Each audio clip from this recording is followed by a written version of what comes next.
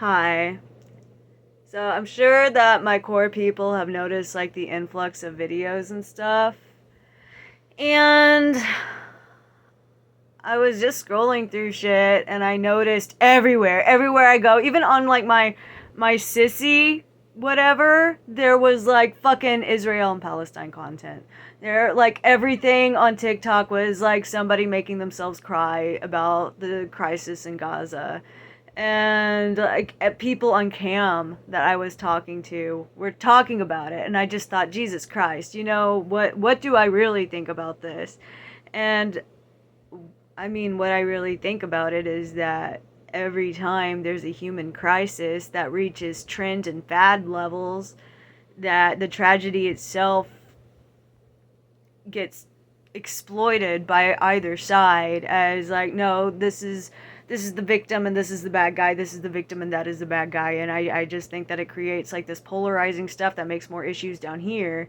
And then it's like, okay, if you donate, that's fucking great, just fucking donate, just be an activist. Like, why is it a big thing right now? Like, it was it just, the face of it always changes. And it's not saying that it's not a crisis, I'm not saying that it's not a tragedy, I'm not saying anything like that. It's just like, it's like anywhere, when COVID happened, when 9/11 happened, whenever any kind of a crisis that's like everybody has to take this side or that side or whatever.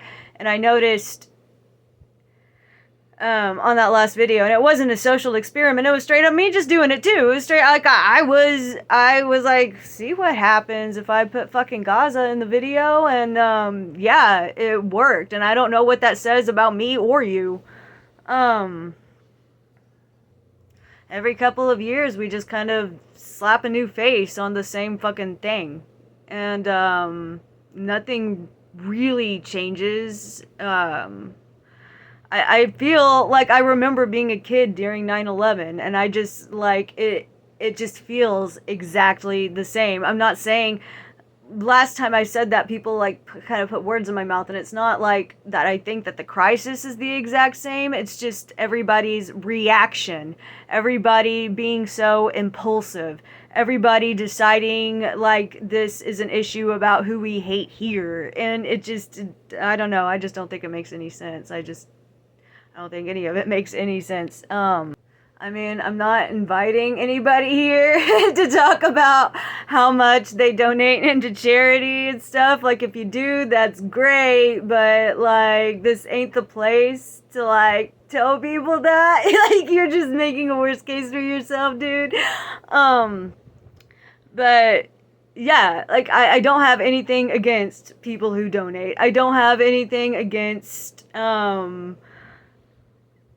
charity or anything like that. It's just, I just think the way we're going about making this thing team whatever on the global crisis is, it's weird. It doesn't really seem to help anything. I'm not suggesting a way to help people, I'm just pointing out some things that I see. And a lot of people told me that this has nothing to do with anti-Semitism or whatever, but I mean, I do think that there was definitely a big anti-Semitic reaction that I got. So I mean, it's just something you gotta take into account, how you're phrasing things that you tell people sometimes. It's just, this is why we shouldn't box people into groups. That's kind of another video. No, it feels like now it's not even its own crisis or its own tragedy. It's just like a symptom. It's,